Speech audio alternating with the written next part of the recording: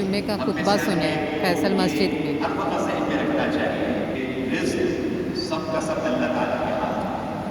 بے قرآن شک کریم میں وَفِي السَّمَاءِ رِزْقُكُمْ وَمَا تُوعَدُونَ، تمہاری روزی رزق آسمانوں میں ہے اور وہ جس کا تمہیں تم سے وعدہ کیا گیا ہے۔ فَوَرَبِّ السَّمَاءِ وَالْأَرْضِ، آسمانوں اور زمینوں کے رب کی قسم، إِنَّهُ لَحَقٌّ، یہ بات کی سچی پکی ہے، استماع انکم تنطقون، جیسے تم بات کرتے ہو۔ جیسے مجھے اس وقت کوئی شک نہیں کہ آپ کے سامنے بیٹھے ہیں اور آپ سب حضرات کو کوئی شک نہیں ہے کہ میں بات کر رہا ہوں۔ جیسے ہمارا آپس میں آمنا سامنا اور ایک دوسرے سے خطاب کرنے میں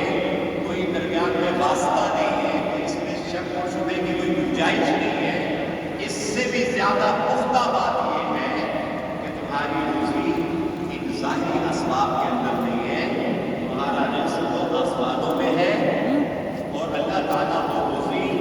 اپنے یہ پکڑ پکڑ قدرت، اپنی حکمت کے مطابق، انسان کی کیپیسٹی اور انسان کی صلاحیت کے مطابق ہوتا ہے۔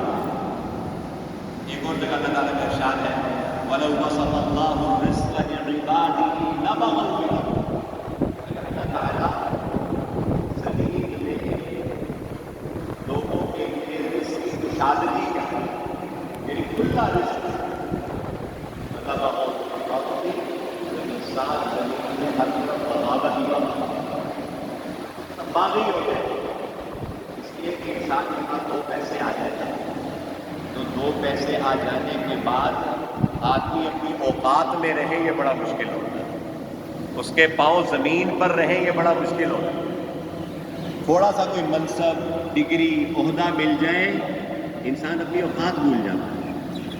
اس لیے قرآن پاک میں اللہ تعالیٰ نے جگہ جگہ جہاں انسانی تخلیق کا ذکر کیا ہے وہاں پہ متوجہ کیا، سوچو تو صحیح تم کیا تھے؟ هل أتى على الإنسان حين من الدهر، کیا انسان کے اوپر وہ وقت نہیں گزرا کہ جب کہ تو قابل تذکرہ چیز ہی نہیں تھی، تجھے تو کوئی جانتا ہی نہیں تھا، آج سے 100 سال پہلے ہم میں سے کسی کا وجود نہیں تھا، اس کا نام و نشان تک نہیں تھا، ہمیں کوئی جانتا تک نہیں تھا۔ بچپن میں ہمارے ماں باپ ہمیں اپنے علاوہ کوئی جانتا نہیں، آج اگر 2 4 6 10 بندے ہیں تمہیں جاننے لگ پڑ اور چند لوگوں پر اللہ تعالیٰ